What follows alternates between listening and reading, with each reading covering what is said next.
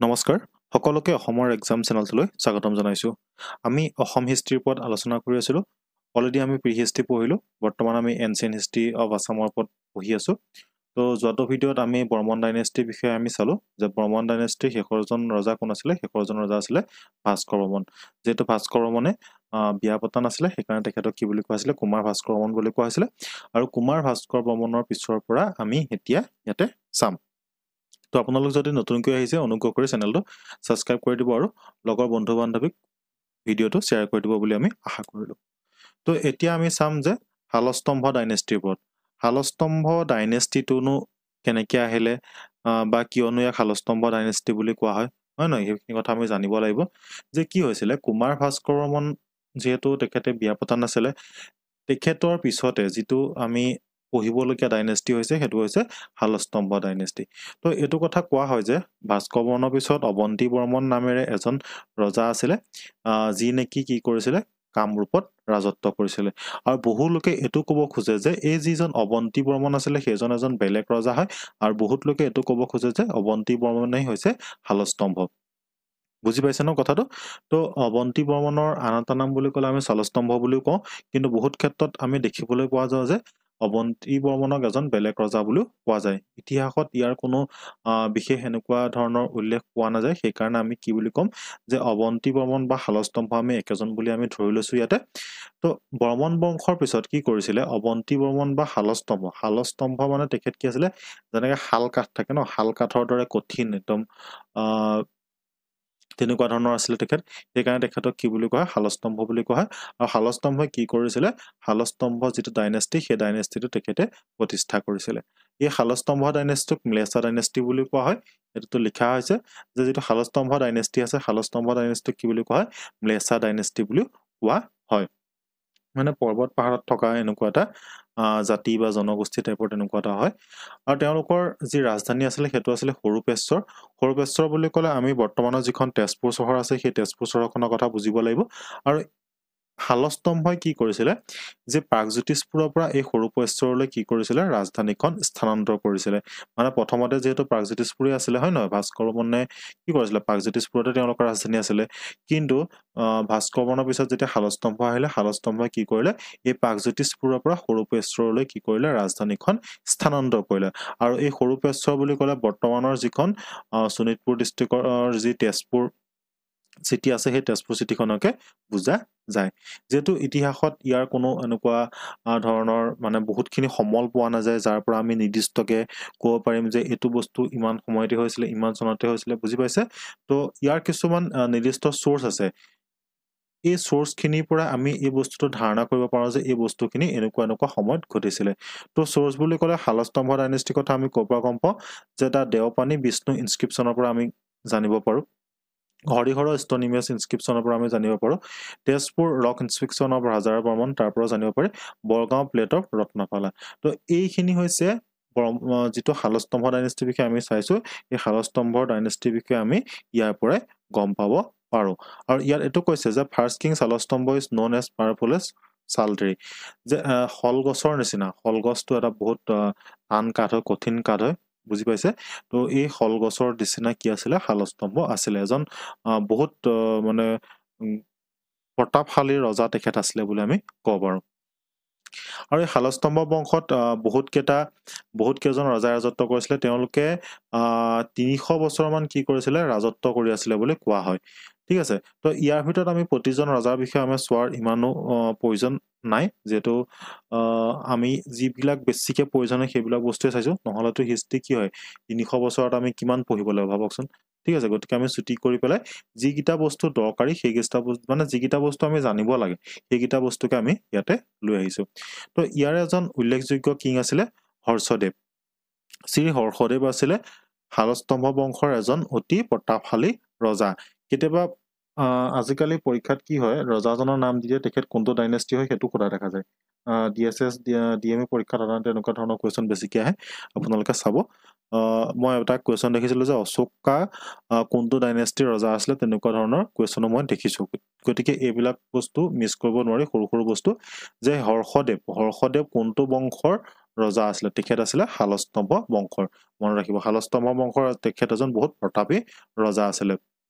আৰু শালস্তম্ভ বংশৰ দিনত হৰ্ষদেৱৰ দিনতে কি হৈছিলে যে তেখেতৰ এগৰাকী জীয়েক আছিলে ৰাজ্যমতীক কি দিছিলে নেপালৰ ৰজা জয়দেৱ II লগত তেখেতৰ বিবাহ হৈছিল আৰু এইটো কোৱা যায় যে বিবাহৰ পিছতে কি কৰিছিলে ৰাজ্যমতীয়ে যিটো নেপালত যিটো পশুপতিনাথ টেম্পল আছে এইটো দেখিছে এইটো হৈছে পশুপতিনাথ টেম্পল এই মন্দিৰটো ৰাজ্যমতীয়ে বনোৱা বুলি কোৱা হয় আৰু ইয়াৰ ওপৰতো কুৱেশ্যন আহে যে পশুপতিনাথ টেম্পল ক'ত আছে এইটো ক'ত আছে নেপালত অৱস্থিত তো এইকেইটা বহুত ইম্পৰ্টেণ্ট পইণ্ট হয় এইটো হৰ্ষদেৱ বিশেষকৈ শালস্তম্ভ বংশৰ এজন অতি প্ৰতাপশালী ৰজা আছিলে তেখেতৰ বিষয়ে আমি ইমানখিনি জানিব লাগে যে তেখেতে কি কৰিছিলে তেখেতৰ জীয়েক ৰাজ্যমতীক নেপালৰ যি ৰজা আছিলে জয়দেৱ II লগত তেখেতৰ বিয়া হৈছিলে আৰু বিয়া হোৱাৰ পিছত ৰাজ্যমতীয়ে নেপালত এটা মন্দিৰ বনাইছিলে যিটোক কি বুলি কোৱা হয় পশুপতিনাথ টেম্পল বুলি কোৱা হয় আৰু হৰ্ষদেৱ মানে বহুতো প্ৰতাপশালী ব্যক্তি আছিলে কাৰণ তেখেতে ভাবক যে আমাৰ প্ৰাগজ্যোতিষপুৰ ক'ত আছে আৰু নেপাল গৈ ক'ত আছে গতিকে তেখেতৰ এৰিয়াটো হয়তো বহুত ডাঙৰ আছিলে বা তেখেত এজন বহুত প্ৰভুত্বশালী বা সেই সময়ৰ বহুত ধনী ৰজা আছিলে হয়নে তো তেনেকুৱা ধৰণৰ হ'ব পাৰে সেইকাৰণে কি হৈছিল তেখেতে তো নেপালৰ জয়দেৱৰ লগত তেখেতৰ জীয়েকক বিয়া দিবলৈ সক্ষম হৈছিলে হয়তো তাৰপিছত ইয়াৰে এজন উল্লেখযোগ্য ৰজা হৈছিলে হাজাৰা বৰ্মনৰ নামটো মনত ৰাখিব হাজাৰা পুখুৰী বুলি এটা পুখুৰী আছে এইটো এটা বহুত ডাঙৰ ফেমাছ পুখুৰী হয় তো Hazara Barman was another important ruler of the dynasty তো হাজাৰা বৰ্মন হৈছে যিটো আমি শালস্তম্ভ ডাইনেষ্টিৰ বিষয়ে পঢ়ি আছো সেই শালস্তম্ভ বংশৰ এজন অতি প্ৰতাপশালী তেখেত ৰজা আছিলে the Tezpur rock inscription and Hayunthal copper plate belong to the period of Harjara Varman তো যিটো তেজপুৰ ৰক ইনস্ক্ৰিপশ্যন আছে আৰু হাইঙুন্থাল কপাৰ প্লেট আছে সেই গোটেইখিনি বস্তু কি হৈছে হাজাৰা বৰ্মনৰ দিনতে আৰু যিটো হাজাৰা পুখুৰী এইটো দেখিছে এইটো হৈছে হাজাৰা পুখুৰী তো হাজাৰা পুখুৰী যিটো তেজপুৰত অৱস্থিত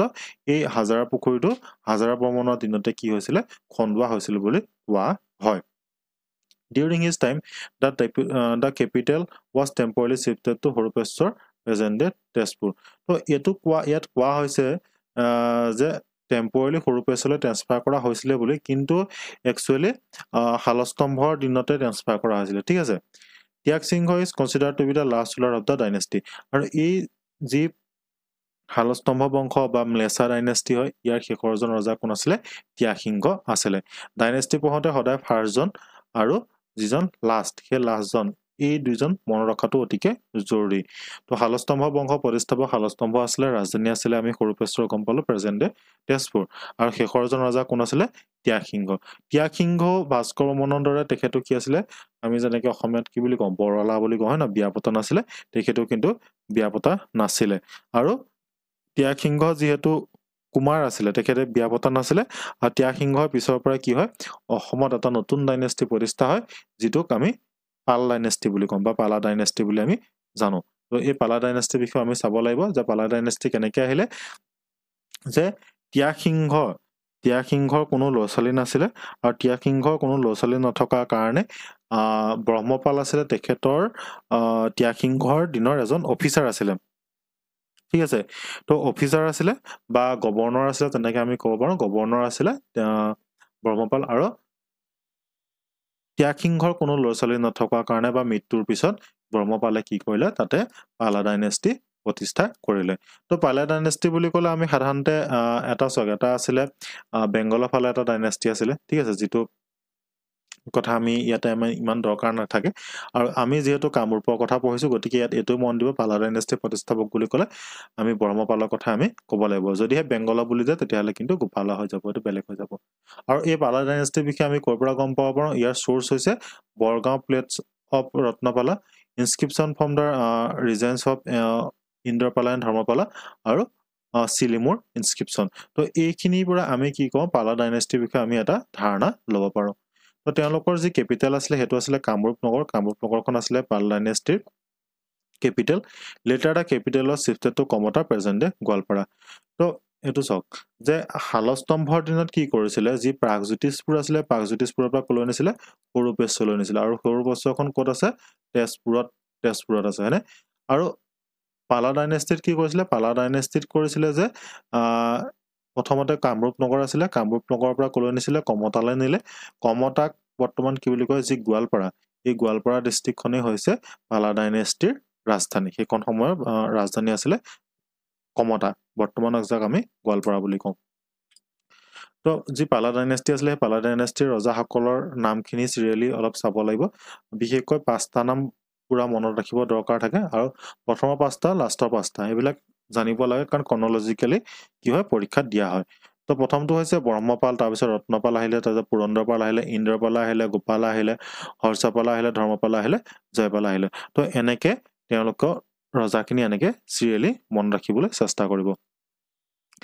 তাৰপিছত গ'ল ৰত্নপালৰ বিষয়ে আমি চাব লাগিব কাৰণ ৰত্নপাল আছিলে পালা ডাইনেষ্টিৰ এজন অতি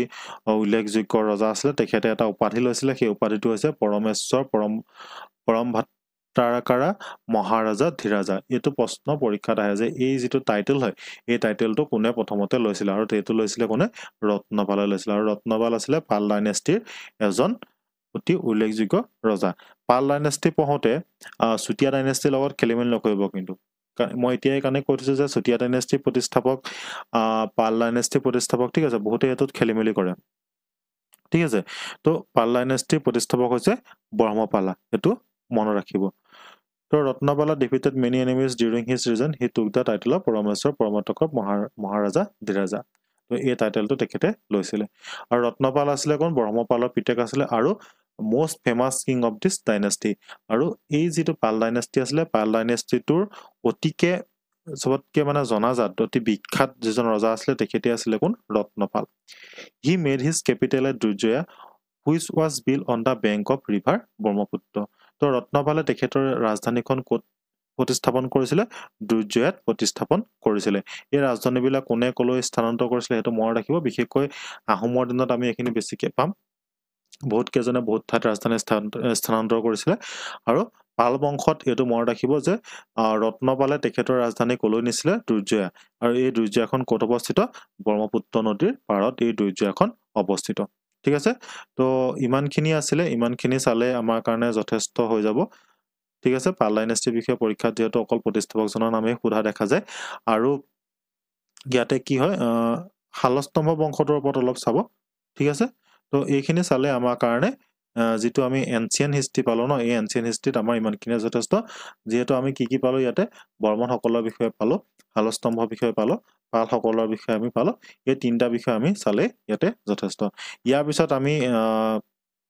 মেডিয়েভেলত গুছি যাম ঠিক আছে মেডিয়েভেলত গুছি যাম 1206 কেনেকে বক্তিয়াৰ খিলজি আহিছিলে কেনেকে কি হৈছিলে তাৰ পৰা আৰম্ভ কৰি কমতা কিংডমত আমি গুছি যাম কমতা বা কোচসকলতাত গুছি যাম তো এটা বস্তু গুটেখিনি আমি চাবলৈ চেষ্টা কৰিম বুজি পাইছে তো ঠিক আছে আজিলে বেছি দেৰি নকৰো ইমানখিনি যথেষ্ট হৈ যাব নেক্সট আমি যেটো চাম হেতুত আমি মেডিয়েভেল হিষ্ট্ৰি ওপৰত আলোচনা কৰিবলৈ চেষ্টা কৰিম ধন্যবাদ